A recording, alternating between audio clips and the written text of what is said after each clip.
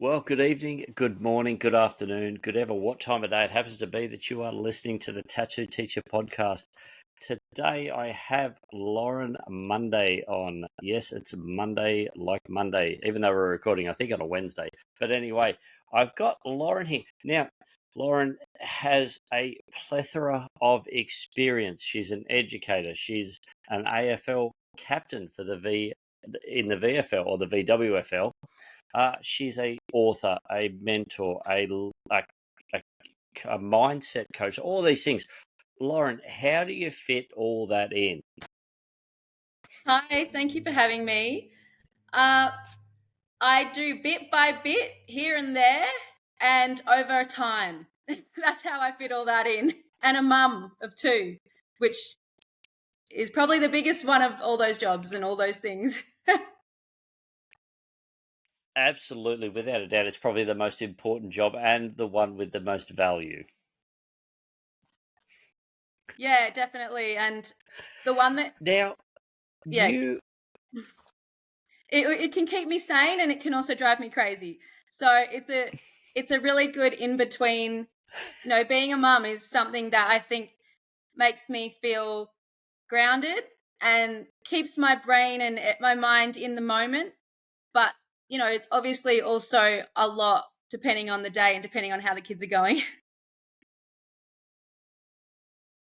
Oh, absolutely. Now, I've raised children myself, so yeah, I know what a full-on job it is to be a parent. So, thank you for giving up your time, especially on a school night, on a weeknight where yeah, they need and demand our attention. So, thank you. Uh, the reason why, like, we first met on on an online chat, not too dissimilar to this, and we were just discussing a whole range of things, all educational, this and that, and things like that. Um, and we said, look, we've got to catch up again. And one of the statements you mentioned is like, hold on, what's going on with this guy? He's a teacher. He's got tattoos. He's sitting in a workshop with an akubra hanging over a TV. We need to chat some more. So we finally got to that conversation. Yeah, I remember that. I never ended up seeing the rest of that, like where that ended up, that conversation. That would be interesting to reflect back on to see where that went. But yeah, that video. Yeah. So do you know? Look, I don't know what happened. I'll have to chase up Michael and see what's going on. Yeah. Yeah, but you definitely made me think, like, what's going on here? And there must be some interesting stories behind you. But I've actually listened to your podcast, like, quite a few episodes since. And yeah, like, I know some of the people that you've been talking to as well. So it's been interesting to hear their story. And I just love how you're trying to you've got such a broad, you know, community of people that you interview. So it's really nice to be a part of it.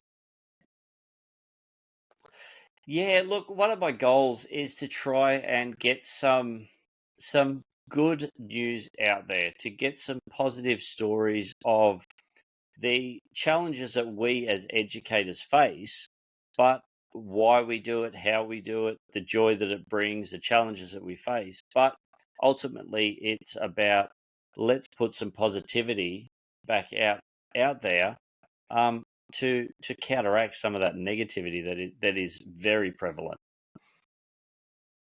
Yeah, absolutely. And if parents and adults are doing it, hopefully that will filter through to their kids and students. Absolutely, absolutely. Now, your main role currently is a workshop facilitator in health and minds, in physical health and mental health, in changing mindsets, changing I guess activeness within students. Could you explain a little bit more about what that actually is?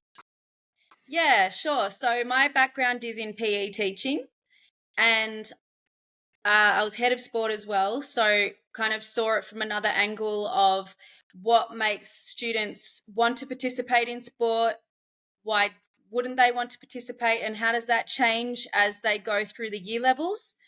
And so what I do now is I kind of bring all that content and the research I've done behind that, and really what it comes down to is what they're focusing on, whether it's their fitness and their sport, whether it's health and well-being, whether it's just an outlet to be with friends. There's a whole lot of different reasons why people choose to be active. But what I try to do is say, if you're not physically active, that's okay, in terms of you're not doing your sport anymore. But I love to incorporate the idea of exercise and as a relaxation technique, as a shifting your state of mind technique, so that you can refocus when you need to. And that's, I guess, where the physical stuff comes into play, mixing with the mindset stuff on how to pursue a goal, which might have nothing to do with sport and PE. It might have nothing to do with your physical body. It could be a study goal. It could be a career goal. It could be just learning an instrument. But the way that our body and our nervous system interacts with our mindset and our headspace and our brain is just so interesting to me. So I'm trying to encourage people to understand the relationship between body and mind, and the little shifts and things and strategies and techniques that they can do, so that when they're pursuing a goal, they can maybe tweak something here or there, a routine, or a strategy that can just change the game for them. And it might be something really small, like getting out into sunlight, that can just be a big game changer. And so that's where the physical and the mental align. Yeah, I've been in teaching for so long, and look, I was an active kid. Like, I hated being in the classroom, wanted to run around with my mates, and that's what brought me joy. Being outside, being with my friends, the physical activity. But the sitting down for 45, 50 minutes at a time, it just drove me crazy. So, and also, you being within the classroom environment. I mean, sport, you get to be active. I mean, I'm a design teacher, so we get a lot of movement in the room anyway. But do you think that, or from your experience, that students, they struggle in the classroom because they're not built to sit there for that long, those long periods of time? Yeah, it's so funny that you mention it, because I still do, even though I'm doing my workshops, I do a lot of CRT, because it keeps me on the ground. It keeps me in a range of schools. I'm learning how all different types of kids learn. And today I was in a class where it was a double period of maths. And so it was 2 hours of maths. They weren't allowed to leave the classroom in between. And I was actually shocked at how well these kids did up until probably like halfway, and then into halfway into the second lesson. They're actually pretty good. They probably weren't doing their work. They probably had jumped onto games and stuff like that by that point. But I was like, well, you're not running out of the classroom. So, we're doing well here. By halfway through the second lesson, kids were up. They couldn't sit there anymore physically. And I didn't want to force them to either. So I let them just kind of, we were towards the end of lesson, I let them kind of use their body, like get their energy out, because they can't sit there because they've got this energy inside them. So the best thing for them to do is to be able to release that energy. And if that's wandering around a part of the classroom, I actually let that happen today. And, I let them kind of just get a bit of that energy out of them, because I didn't actually want to be sitting there for 2 hours myself either. However, as adults, we've trained ourselves to like deal with that skill and actually manage that skill. So a part of what I like to do as well is teach people how to actually hone in on some skills rather than fight the system. You got to go to school at that age. You've got to be sticking to the teacher's rules. You've got to have some level of respect. You've got to have respect for the classroom. You've got to have respect for the teachers and your peers. So if they've got all these rules, it's like, well, what can they do? And I think once we can start training the skill of focus, training the skill of doing the thing you don't want to do, training the skill of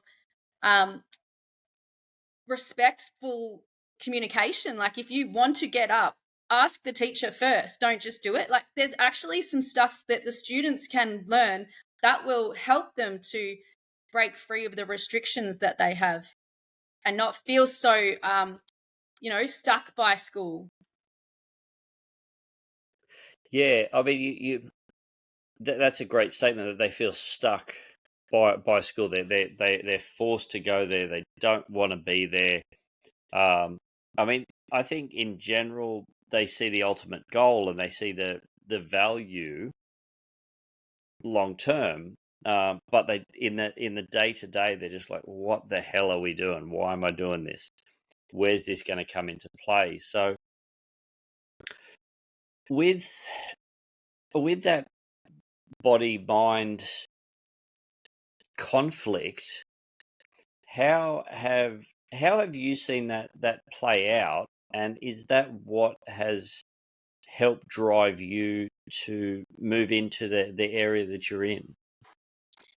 Yes, so like it really started when I was playing football at that VFL level, and I was sitting in the room and in the auditorium, and the coaches are telling us about game structure and stuff like that. And I couldn't quite concentrate because I was too focused on the future. I was too focused on, am I going to get selected this week, or what can I do to get better? And I was too kind of distracted by things that were out of my control and comparison. And I knew statistics were up on the internet and you could see how I was playing, and all that really started to get to me. And I think what I decided then is, when we have a mental goal and we have something that we want, how can we change how we think, how we set ourselves up, like our routines, and how we actually go and do what needs to be done even if we don't want to? And that's when I created Think, Set, Go, the concept of that. Now, the way that works then in school is teaching the idea of perspective and perception. And it's like, if a student is sitting in the class and they're getting distracted, or they don't want to be there, or they don't like the teacher, or they don't like, they want to move their bodies, it's not fitting with how they feel. How can they change how they think, what they're actually reflecting on, like how this fits into their life, and how to actually do just what needs to be done in that moment? It doesn't mean that that's what they have to do for the next hour. It's just, how do I do what needs to be done in this moment?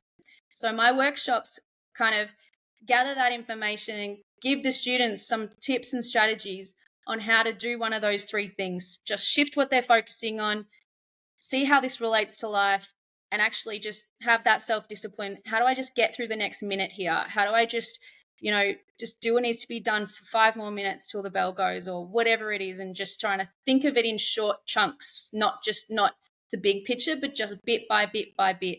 How do I just write the next sentence? How do I just, do that? Like, ignore my friend for 1 second, or tell my friend to just be quiet for 1 second. I know it's hard for teenagers to think that way, but I'm just giving them the opportunity to actually practice that. If my friend is talking to me, well, how do I actually talk to that friend but still get my work done? Stuff like that. I'm trying to give them these little tips and life hacks that actually might help them, get where they want to be deep down. Yeah, because it's such a challenge for teenagers, isn't it? Because they are so caught up with the now. They're trying to, am I cool enough? Am I good enough? Am I smart enough? Or I'm too dumb, or I'm too ugly, or I'm too this, or I'm too that, whatever, and we've all been there.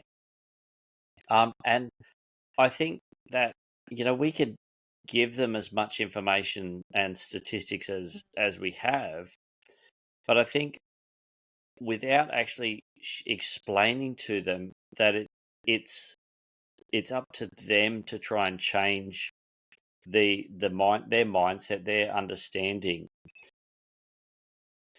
It's almost like you're bashing your head against a wall without giving them those tools.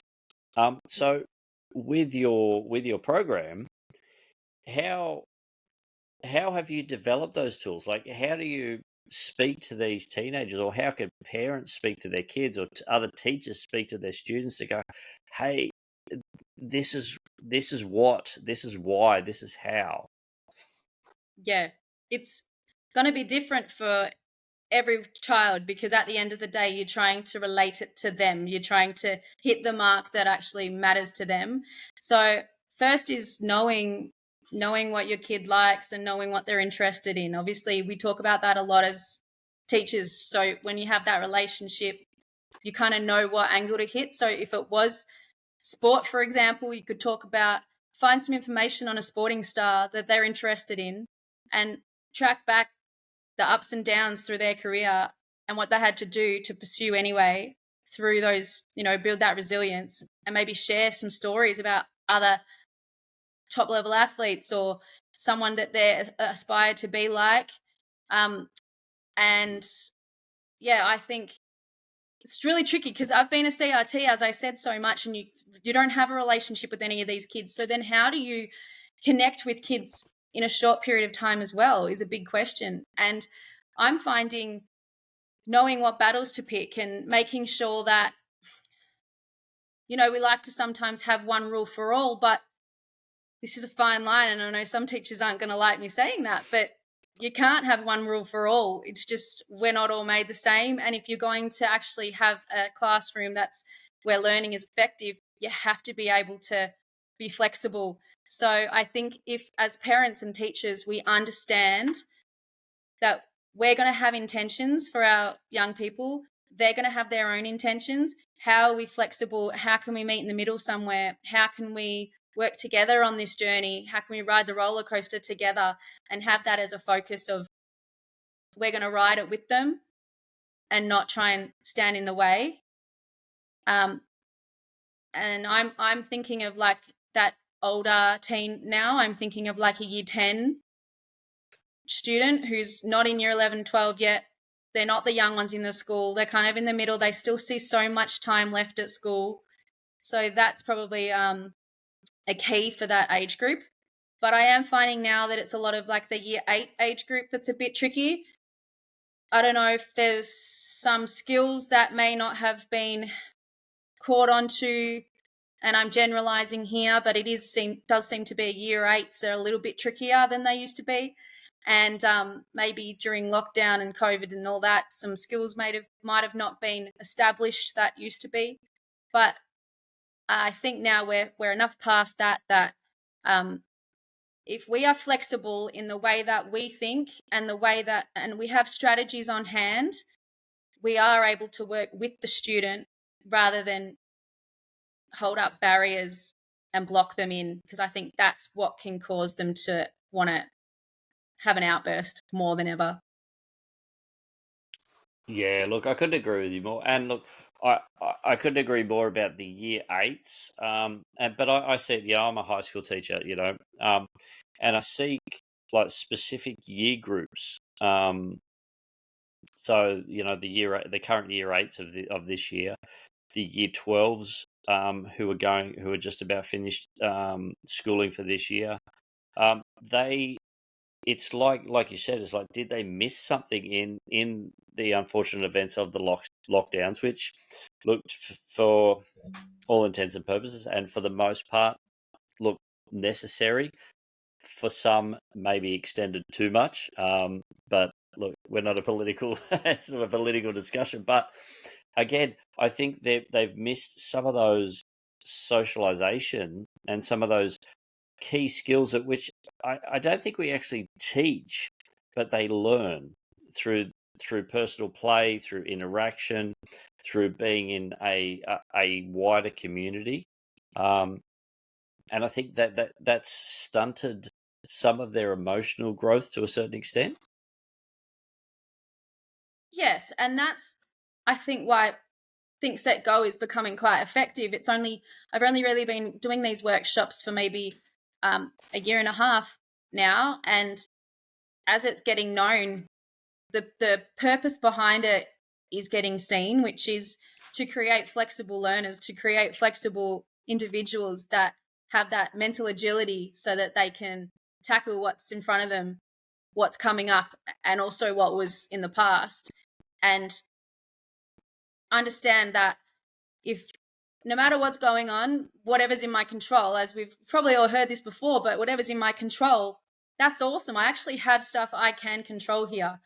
Whatever's in my control is up to me to do what I want with it. And all the other stuff, I've just got to kind of ride the wave. But what's in my control? That's the question. And Think Set Go workshops bring that to light. There's heaps that's in your control, and there's always going to be things in your control, just as there will always be things out of your control. And when people realize that, it can be really refreshing and take a load off, because they can create predictability. I think when students are told by parents what to do, by teachers what to do, they can feel like there's nothing in their control. And, we have no idea about the things that are really on their mind. We can mind read if we like, but the reality is if we can teach them to manage this themselves, then they're going to become better adults. Yeah, absolutely. And it's giving them the tools and giving them the responsibility. And that's, I mean, they want to be, they want us, they want responsibility. They want to be seen as independent, although we know that they're not, and they've still got a lot to learn. But they want to be heard. They want to be seen. They want to be noticed.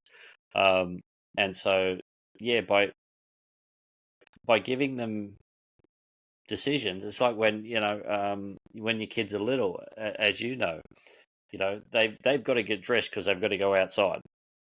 But it's like, well, okay, you choose what pants you're going to wear, and you choose what t-shirt you're going to wear. Now, it may not be something that we've chosen, and it may look god awful, but they've gone, oh, hold on, I'm learning how to make a decision, and I think that's that agility, as you mentioned, the agility in decision making is what we actually need to pass on to these children and these young men and women. Yeah, so it's so much about what are we actually holding back on ourselves as adults, making sure we're not doing that to our kids. So I know that it's tough for me too. Like my 4-year-old, he can dress himself, but he would just sit there and say, no, Mum, you do it. And I'm in a rush sometimes going to work, and I'm like, I can't just have this debate. Like, you need to get changed at some point. So I just do it. So it's also Yep. like, at what point do you play this game where it's like, okay, you make up your mind and you do it. And what point do you have to just take the reins and go? You've just got to make a decision. But I guess this whole flexibility idea that we're creating versatile young people that can change and shift and adjust and adapt to situations. If that's underlining what we're doing, then yeah, sure, sometimes we do things for them, but we also have to make sure there's those many times where we get them to do the work, make the decisions, whatever it is. Yeah, because I mean, and that's part of growing up, becoming a responsible member of the community and workforce, sporting community, whatever it might be. I was listening to a podcast just yesterday, and it's about these things. It's like these, it was an American-based one. So they're talking about these elite athletes. So these basketball players who go straight from high school straight into the NBA, but they miss that college experience. And the host was saying, like, that's why these kids don't understand that it's not okay to wear sunglasses inside all the time. It's not okay to just buy what you want when you want. It's not okay to treat people as if they are lower than you because they don't earn what you are earning. And he was saying that the college experience of actually working your way through that growth period, and as you know, being an elite athlete yourself, you working your way through that growth period actually trains you and teaches you and gives you, again, like I mentioned earlier, skills that aren't necessarily taught, but they're skills that are learned. Yeah, I 100% agree with that. And the reason what that's making me think is when I was playing VFL for Carlton, I'd only had played for about 3 years because AFL Women's had just started like 3-4 years prior. So, and I hadn't played before, but that was quite common for a lot of girls that they hadn't been able to play prior to it beginning. And so we accelerated very quickly, and I was already fit, and I just put my head down and worked so hard that I went quite high, quite quick, which I really believe was what caused me, the way that I am, to overthink things and not trust in my ability, because deep down I'd achieved so much so quick.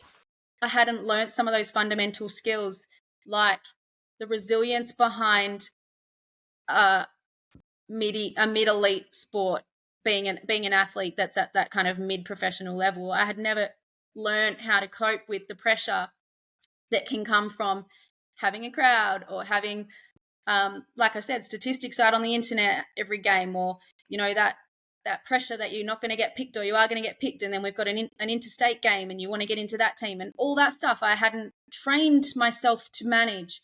And that's where the mental game for me became a really big issue. So I think we do need to take it slow and understand that everyone's learning, and all these young people are learning. And if that's the key thing, that as long as they learn, and that's our focus, as long as they learn, whether it's through a good or a bad experience, awesome, they're learning something. Because you can't, I don't think you can accelerate quickly. Sometimes it has to be the slow game. Yeah. Yeah, oh look, absolutely. And we all want everything now. That's just, I think, human nature. We want the easiest, we want to find the easiest path to get to where we're going. And look, I completely understand that. But I know that in the growth, in those challenges, in the failing, which is not always negative. Most times when you fail, it's a positive, because you're learning and you're growing and you're changing. And if you got just straight through everything without any challenges, you're not really you're not growing as a person, as a member of the community, whatever it might be. And we talk about resilience, and I don't know what it is. Maybe it's a generational thing, but I see that the younger generations. So I'm talking, again, teenagers to sort of 20-year-olds or so. They just they don't have that resilience. They don't have that go forward when a challenge, they face a challenge. It's like, for so long the path has been cleared for them. So when they do hit an obstacle, they just give up, or they fall apart. With your program, with your Think Set Go, do you teach them tools to overcome those issues? Yeah, absolutely. And I'm still learning how to best teach it as well. So I think what I try to do is show them with visuals. Like, I'll have props. So it's broken into a Think Set Go format, where the think part is all about like some visuals, some videos, some discussion around things, some magic tricks, some things that get them to understand what resilience is, and mindset and goals and all that type of thing. And then in the set component, it's usually as a workbook, and they actually reflect on situations they've been through themselves, and they can say, oh, I am resilient because of this and this, or I wasn't very resilient because I acted like this and responded like that. And it gets them to like actually see themselves from a different perspective. So in the think component, I might do something like hold a tennis ball up and say, does this ball bounce? And yes, it does. And then I put a hole in the tennis ball, and I'm like, okay, now the air's coming out. This ball's damaged. It's got a hole in it. Show everybody. Do you reckon it still bounces? And show hands go up, or, for yes, and hands go up for no. And then I say, okay, let's see. bounce it, yep, come straight back up. And then I explain. So even though this ball has had something happen to it and it's got the air coming out and you'd think it might not bounce again, it does. It bounces back up. And that's our idea behind resilience. And I try to explain you can sit when things go wrong, it hurts. It's not great. It's a horrible feeling at times. And yes, you want to sit in that and actually feel that and you want to notice that. But how long you sit in that and how quickly, doesn't matter if it's quick or not, but it's just that how do you respond to that over time? That shows them through the visual and that explanation of what resilience is and can be. And it can be many things, but another example is I talk about when I was maybe 5, I went canoeing in Swan Hill with my family. There was flooded streets, so someone was hiring out canoes, and they after we went for a canoe, we were playing around in the water, me and my brother. My brother and I were doing dares, and he said, I dare you to walk from one side of the flooded street to the other. And I was really competitive, so I was like, yeah, easy, got this. And I started walking through the flooded water. It was like up to my knees. And then I just went zoom and fell into a drain. The lid had been the grate had been removed. The whole street was flooded, so you couldn't see. And I fell into the drain under the water, couldn't swim. So I can't really remember what happened then. My dad just ended up running in with all his clothes on, pulled me out of the water and took me back.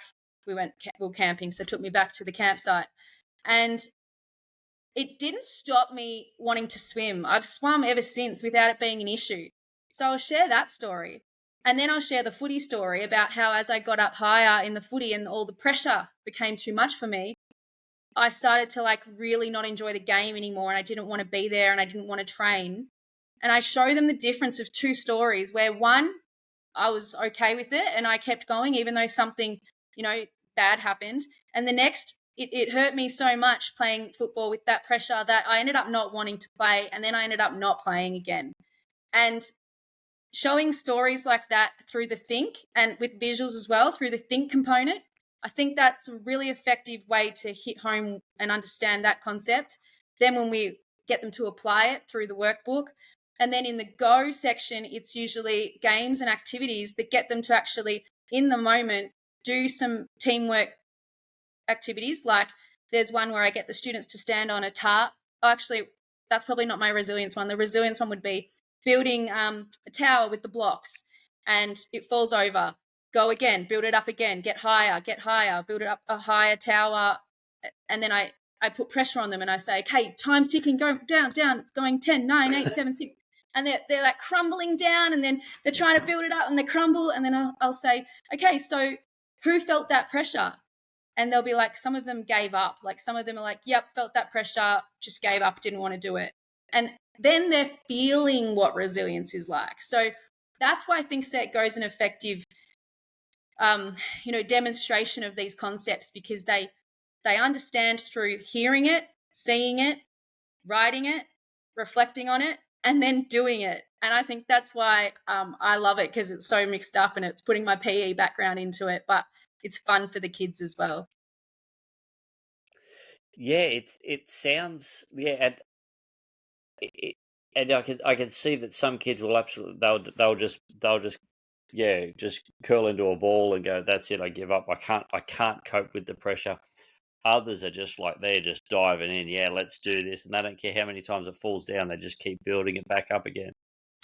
And then there's the other ones who just go, hey, I'll help you and I'll lift you up and I'll encourage you. And so with all of that as well, I mean, I could see that the empathy is just like I'm an empath myself, but I can just see empathy is just running through that whole vein of what you're doing.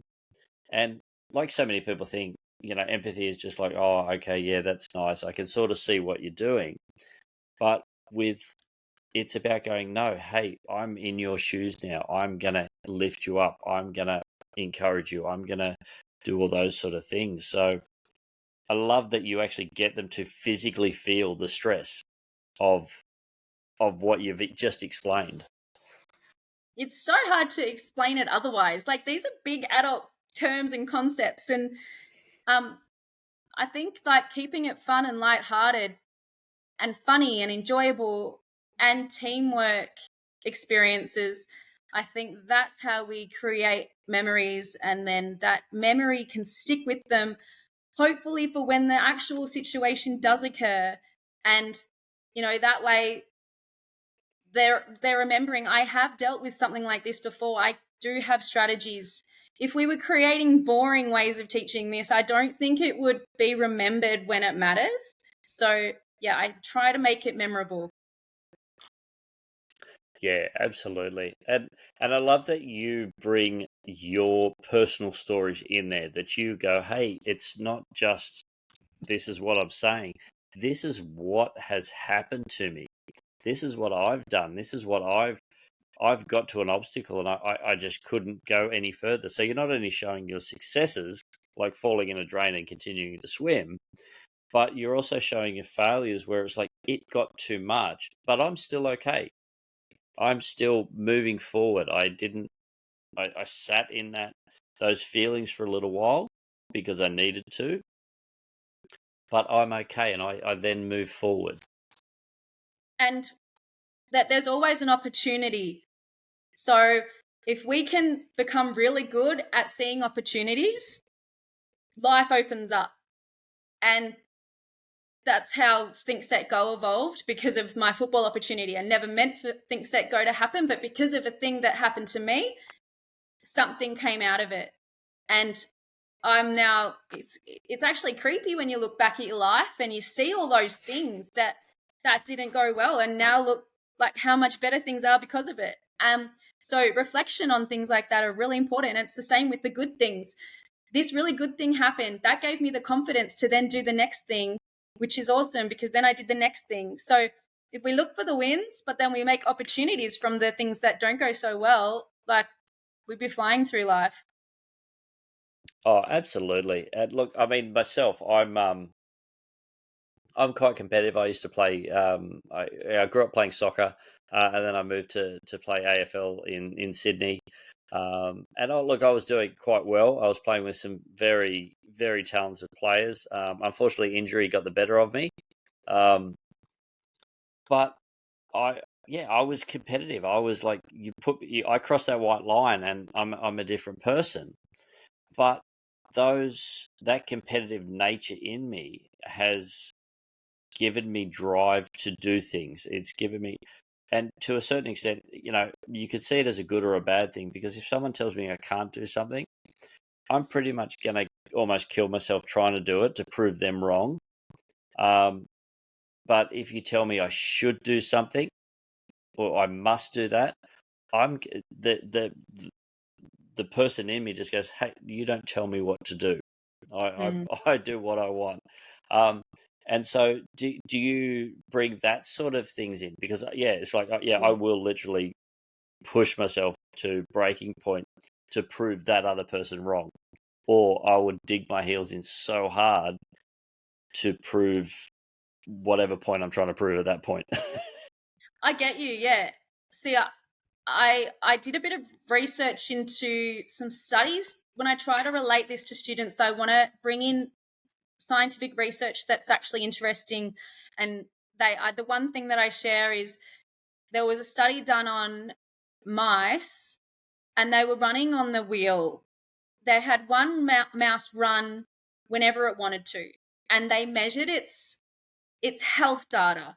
Now, I can't remember everything that they measured, but they were trying to look at their health, what do you call it, like scale of how healthy they were, I guess, trying to look at how happy the mice seemed. So whatever they were using to find out how happy was this mouse right now. So maybe some levels of dopamine, some whatever it was that they were measuring. So they had one mouse doing that. Then they had another one who had to run. They were forced to run every time the other mouse did. And it was Yep. amazing, the difference in the data. So as soon as this mouse was forced to do something, even though it would naturally love it, it changed all of its health data. And I think that's just intriguing, because that just shows that the intention is so important. And this is why I love talking about goals, because it's not really about the end point, but it's like, whether you get there or not, that's not up to me. That's not up to anyone else. That's kind of like we can't really predict whether we're actually going to achieve it. But what we can do is the little things that are going to give us that confidence along the way, give us some feeling of progress, give us that little dopamine hit that keeps us wanting more.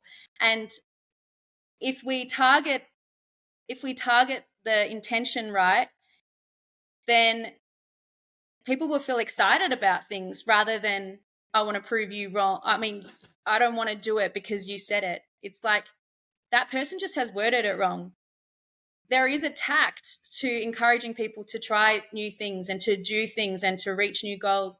But if it hasn't got some meaning to them, that's where we fall short. So if someone was trying to tell you, Philip, to do something, they must be coming with the wrong intention, or there must be something that's causing you to feel like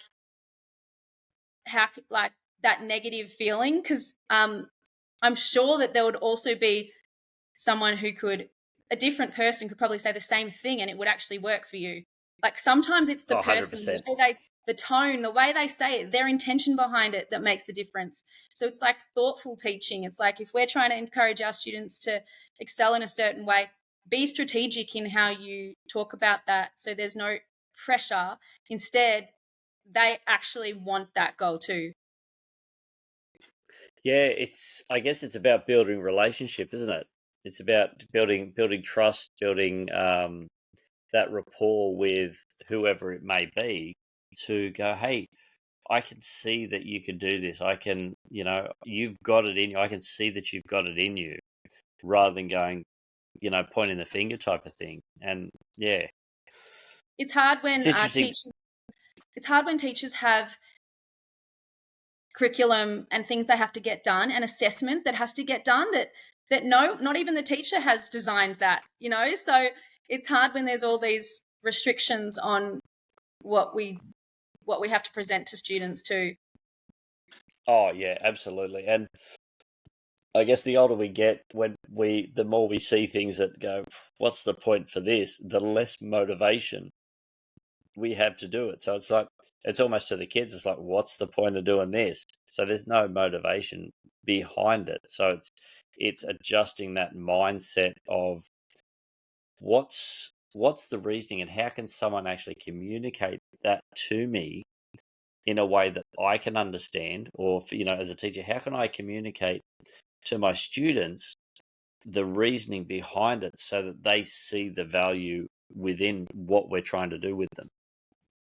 Yeah, shift your perspective, put yourself in their shoes, or view it completely externally. Like look at the situation and be like, can this be done in another way? Like, yes, we're still going to meet the content criteria, we're still going to hit the assessment task, but we're just going to come from a slightly different angle and hopefully get the students on board.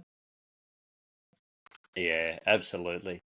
Now, with your program, I mean, I know you're based down in Victoria in Australia. Are you just locally based down in I guess Melbourne and surrounds, or do you travel? Do you go interstate? How do you best get your message to the students? So at the moment, I am just mostly Victoria. I did speak at like the ACHPA, like the PE conference in Queensland, and I'm doing some talks for ACHPA Australia. But at the moment, it is just Melbourne based mostly. I have a book which was published last year. It's strategies for the students to, if this happens, try doing it, like try thinking this way, and try shifting what you're focusing on. There's a book that's all like that anyone can purchase. It's on my website. But then also I'm doing some online bits and pieces, like Athletics Victoria I've done a goal setting video for them. So I'll start to put that together that's suitable for students, and cut that up and paste it all back together and make that something that people could also view from my website. Yeah, it's very early days, so I'm kind of just going with the flow and managing being a mum as well, and open to things that happen. But I'm in this for the long run, so I don't want to necessarily be like trying to do everything right now. I just really want to make sure it's solid and make sure it's working and hitting the mark. And then I'm open to things as time goes on, and I hope to develop it I'm looking at further study and potentially going down the PhD rabbit hole, trying to like really get some, in-depth study done on this stuff. But I don't know, that feels like a big goal. I don't know. Have to really work on my own mindset if I'm going to go there. Yeah, absolutely. Well, it sounds like, I mean, personally and professionally, you're putting what you're practicing what you preach. You're thinking about it. You're writing it down. You're putting it into action. You're evaluating. You're going back. You're rejigging it, but you're not trying to get it now. You're going, hey, this is a lot. This is a marathon, not a sprint. I've got to make sure I get through to the end because I want to make this worthwhile. Yeah.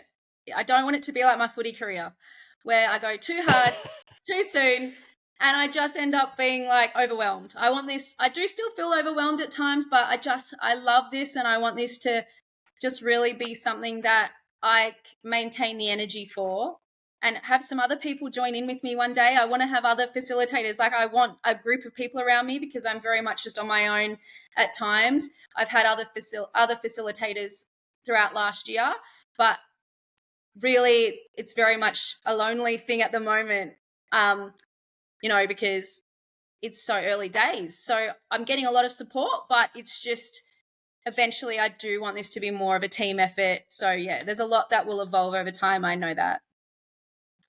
Yeah, absolutely. Well, I look forward to watching the growth in your program and seeing it actually expand, but expand in such a positive way. I mean, your career could have been worse. You could have played for Collingwood, so Yeah, I've that's just true. upset. I've just upset a whole bunch of people there. Oh, look, I'm a Sydney Swans fan. I used to.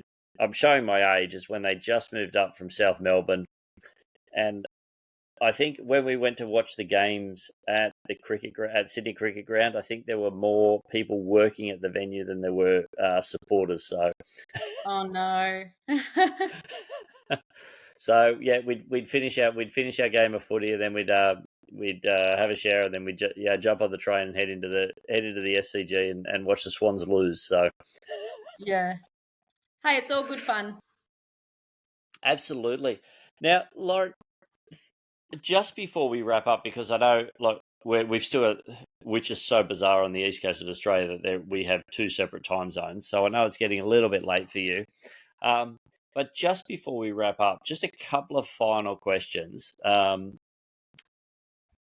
What is there and I know with a number of I've had the fortune of meeting a number of professional athletes and elite athletes and things like that, and they tend to hold on to certain thoughts or phrases. And do you have a mantra, a thought, a quote that is actually that you hold fast to, or it's given you the drive when you've needed it? There's a lot because in the book that I wrote, like at the start of every page is a new one.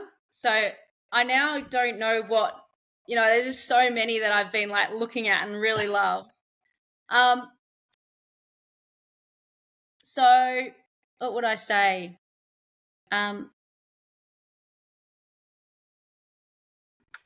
This is going to sound a bit like silly because it's my own quote, but the logo what do you call it? The slogan for Think Set Go is adapt your mind to get the edge. And adapt your mind to get the edge is just basically telling myself, look at it a different way. If I just keep looking at things in a different way, it changes everything. And it's just something to remember, whether it's to shift in perspective or just changing my perception of what's going on. And yeah, it just does wonders for me. So adapt your mind to get the edge is my favorite at the moment. No, that's brilliant. And look, it rings true because that's what we need to do. We need to retrain our thinking. So that's brilliant. Do you have a challenge for people out there? Now, it could be simple, it could be easy, it could be, hey, get active, or go read a book, or look at whatever it might be. Ooh, challenge. Okay, my challenge for you is to create a streak. What I mean by that is, it doesn't matter what it is that you're doing, but get into the habit of doing it so much that you feel like you can't not do it. So, for example, for me, I run every day. I think it's been 140 days now that I just go for a jog. And it might just be like 1 kilometer. And now I'm at the point where I can't not do it because I'm on a streak. And it's like, it could be raining or really hot. And I'm like, I've just got to do it. And I just do like a little lap around my streets. And so my challenge is to, what would you say? Challenge yourself to have a streak in something where you do it multiple times and then you don't really not want to do it anymore. Whether that's, it could be anything. Hopefully a good thing, though. Not like yes, every night. Yeah, got a good streak going on. Could be a streak, a positive streak. Yeah, absolutely. So, look, and that's the thing. It's building good habits, doing positive things, and over the long term, and we always see the benefits from that. That's for sure. I've got a couple of streaks that I probably should break. So we all do. It's okay. Implement a positive one to balance it out. Absolutely. Now, look, it wouldn't be the tattoo teacher if I didn't ask you, do you have any tattoos? I don't. Bing bong. None? Oh, look, I think I was talking to I think my last guest I was talking to, and I think that the scales have tipped to more people without than with. So, look. I've always said if something happens in my life, this sounds really bad.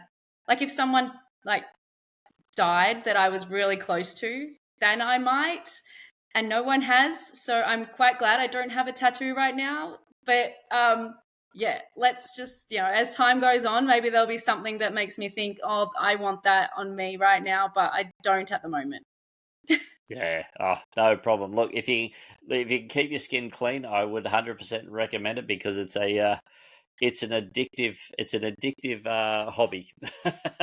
Expensive? That too, very expensive, and it just keeps going up. So, yeah. Now, last but certainly not least, if people want to get in contact with you, if they want to find more about your program, about your book, get in contact with you, what's the best ways to do that? And I'll put these in the show notes also. Yes. So, I mean, I met you via LinkedIn, I think, or I don't know how it was, but I talked to a lot of people via LinkedIn. So Lauren Munday on LinkedIn. And my website, www.thinksetgo.com.au. info@thinksetgo is my email. And just Instagram and Facebook, they'd both be a think set go, maybe some think.set.go or something like that. I don't know. Think set go education. Not 100% sure, but try those things if you're really that keen.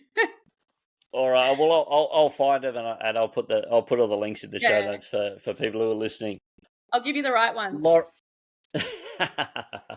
Oh, brilliant, Lauren. Look, I want to thank you again for your time. I appreciate it. I appreciate your passion for the young adults, the young children who are coming through, who are going to be the leaders, the movers, the shakers in our community, and you're investing into them. So thank you for that. Good luck with the business growth. I look forward to seeing it blossom in the future. Thank you so much for listening to the Tattoo Teacher podcast. I hope you enjoyed the conversation and found it insightful. If you like what you heard, it would mean so much to me if you could either like, follow, and subscribe to whatever platform you are listening on. The music was by DJ Fruit Salad. Thanks again for listening. Stay cool. Be blessed.